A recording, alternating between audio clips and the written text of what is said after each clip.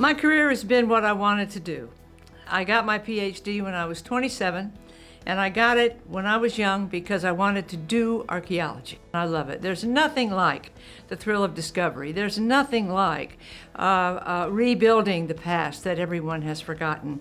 And it has really been a pleasure to spend my career doing what I really want to do. Two things I'm most proud of is number one, building a very well-respected, nationally recognized program from scratch at a regional university.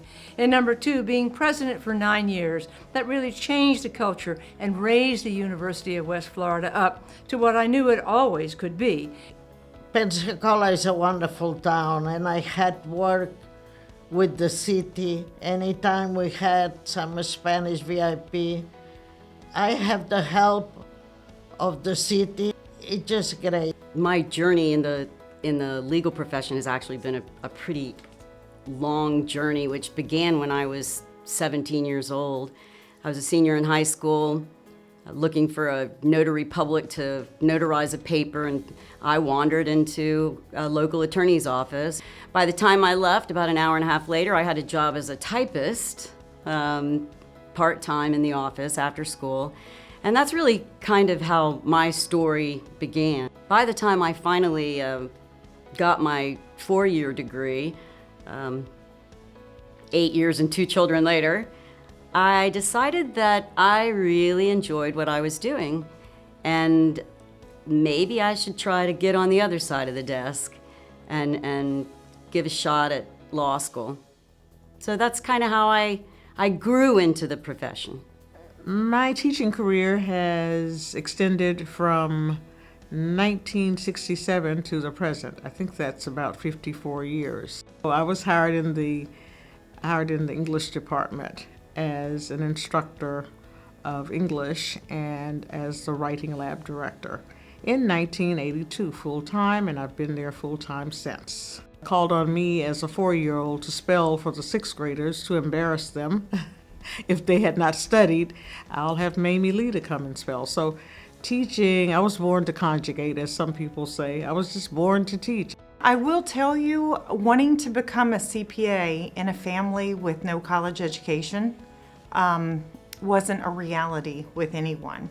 My mom, who really thought you can be anything that you want to be, and was always the type of mentor to me that said, you just always be kind, Pam. You always help people, Pam. And your career will take the turns and open the doors because you're kind and you are smart. And so with my mom's encouragement that didn't even understand really what I was trying to do, I went to Florida State with no help, no financial, nobody to do homework with, nobody getting excited about my college education or my accounting courses. And but my mom was always there to encourage me. It never occurred to me, and I thank my mother for this, that I couldn't do it. And so I just did it. I remember when I graduated from law school, and there were a lot of women who would say, gosh, how did you do that? Or, you know, even when I went to law school, there weren't a lot of parents in law school. There's probably more now. But I remember thinking to myself, when it was all over with, I thought, you know, if we as women, and everyone really, if we spent as much of our time and energy doing what we complain about not being able to do, we'd be done. And I looked back over 3 years of law school and I thought, it's done. My parents were great people. I had a good education thanks to them. And I had a wonderful husband, which was a wonderful naval officer.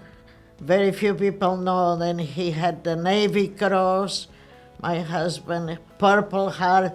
And to me, when I admire American heroes like that, that's what gives me the strength to go on. I think it's about having passion. I think it's about helping others. I think it's about making a difference. And I think it's about taking time for the individual that's talking to you to see if you can help them. So I think men and women both can do that. We can all teach, we can all lead, and we must collaborate together.